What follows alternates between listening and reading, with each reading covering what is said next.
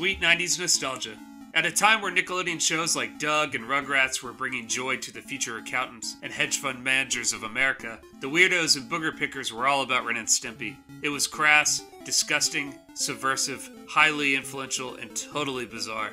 Try explaining Powdered Toast Man to someone who's never seen this show, and you'll realize just how out there Ren and Stimpy was. It was also immensely popular at the time, and as such there were a number of video games based on it. Since the show first aired in 1991, most of the titles came out for the Genesis, Super Nintendo, and portable consoles, but in 1993, right at the end of the NES's life, a star was born. So, to start with, when I boot up the game, I think I can hear the TV show's theme music, right?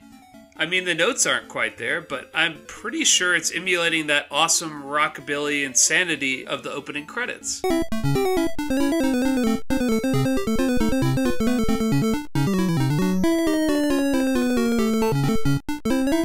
So far, so good. You're then greeted with the button select screen.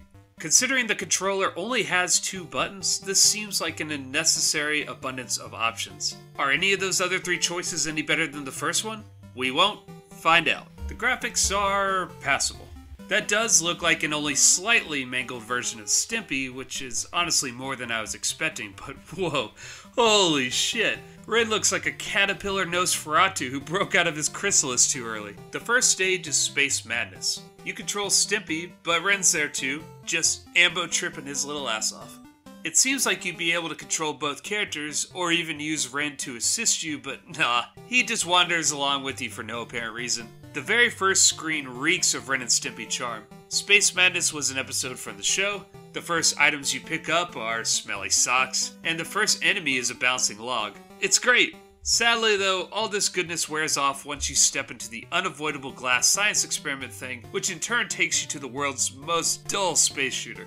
The oddball enemies are kinda cool. Basically all the temporary tattoos you get from one of those gumball looking machines at the grocery store. But the level moves so slowly. The challenge is non-existent and it goes on forever. It reminds me of another game I reviewed recently, Puss in Boots, where it seems like the developers couldn't figure out how to put multiple enemies on the screen at a time. So they just sprinkle in a few very avoidable things every once in a while, punctuated by several seconds of nothing happening. I realized after a while that it wasn't so much that the game could only render one enemy at a time, it was that I had to shoot every enemy in order to progress. I've never seen that before.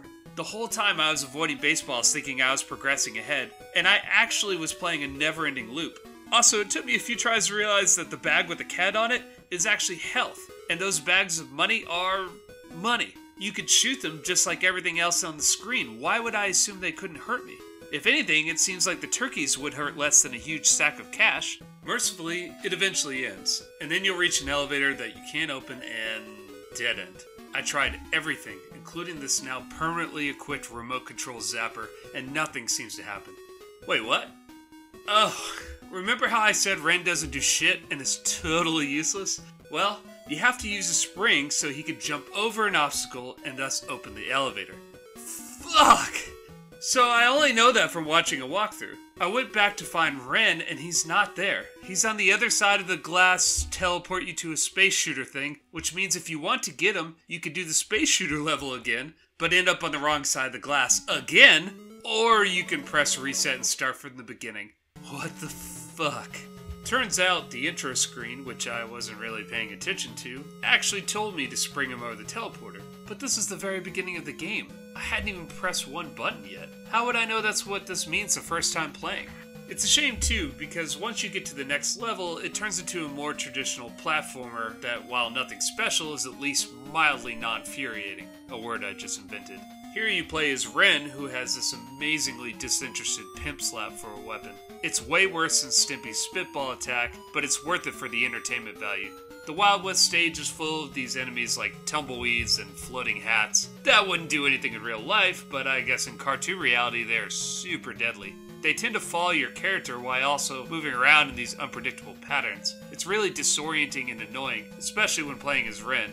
My only strategy here is don't play as Ren. Grab the wanted poster and never ever switch back. Aside from a few confusing jumping sections, it's a breeze. The next stage is a medieval level called Robin Hoek, based on another original Ren and Stimpy episode, and the primary goal here seems to be just stealing money from the rich. Oh man, this totally had me rolling. See these pink dudes just hanging around, minding their own business? Well, if you hit them, they comically cough up cash. It's pimpin' season, and Iceberg Ren gets his money one way or another, and apparently his stable needs a 5-fingered reminder of that fact. I accidentally entered one of these wells, and I cannot tell what the point of this is. You drop to the bottom, and yep, that's water. I'm not sure what I was expecting, a cool upgrade item or something. It just wasn't a pointless death trap. The platforms either bounce down or are often so small that Ren falls straight through them.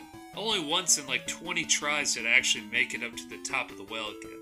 What a waste. Anyway, you wander around the level, jumping around, avoiding anvils, buxom fat ladies, and bottles of milk. I thought for sure that was a useful item. Honestly, this is pretty much all you should expect from the game. Useless items, awkward platforming, and constant confusion. Take this flagpole for example. Doesn't look like I need to climb it to progress, but oh well, let's give it a shot. Maybe the flag makes Ren fly or something. So you get to the top and... yep, nothing. Hey, where'd that log come from? Okay, I'm out of here. That tiny little fall killed me. Curiosity killed the dog, as they say. Unfortunately, that's about the limit of fun here. Finding new and surprising ways to accidentally kill yourself. There's more levels after this, but it's more the same, including reused backgrounds and several more space shooter stages. If you're really curious, check out one of those complete playthrough kind of videos. I'm only here to show you the tip of the iceberg. Let those guys wreck the Titanic for you. Overall, Ren and Stimpy Buckaroos is not worth the nostalgia trip. The levels are generic and repetitive, the platforming is mediocre, and unfortunately the mini-nods to this show are not enough to make up for what is an extremely droll game.